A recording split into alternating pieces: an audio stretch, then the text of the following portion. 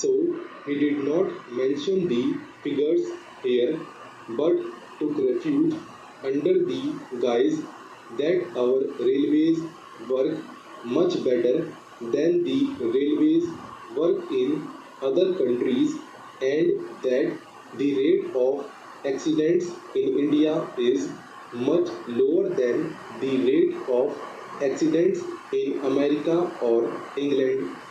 Sir, by having this discussion, the Railway Board and the Railway Ministry should be able to learn some lessons, and if they are prepared to implement the salient suggestions that will be made by the members, then many of these discussions will not take place and many of the accidents that took place these days will not occur. It has now become almost an everyday affair.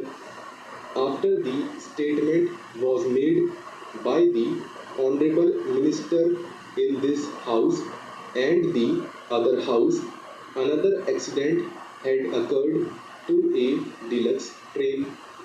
It is therefore incumbent and imperative on the part of the Railway Ministry to see whether they could avoid these accidents. Many of the accidents that have occurred not because they are accidents but because of the wrong things done by the Railway Ministry. When a train leaves the station, care is not taken to see whether it has a defective engine, defective locomotive, whether proper check was made of it, whether the bogies that are attached to the train are properly checked up, whether the screws and bolts that are there are properly placed in their proper places, and so on.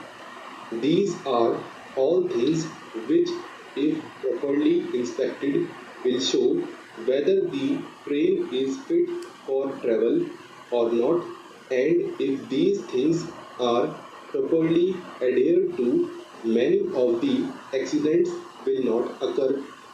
A member in the other house has reported a statement from the statesman of Kolkata that the Lokoshed people asked the driver of a particular train to somehow manage, even though he complained that he could not take the train.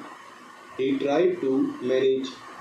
When the train arrived very late, he was said to have been manhandled by the crowd for the late arrival of the train, and he is reported to have stated to the correspondent that in spite of the protest that he made, he was asked to take that locomotive which was very defective. Last year, similar accidents occurred, for instance, the Ranchi accident.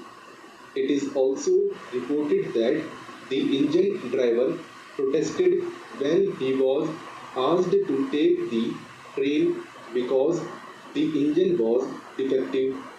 But in spite of his protests, he was forced to take that engine and an accident occurred.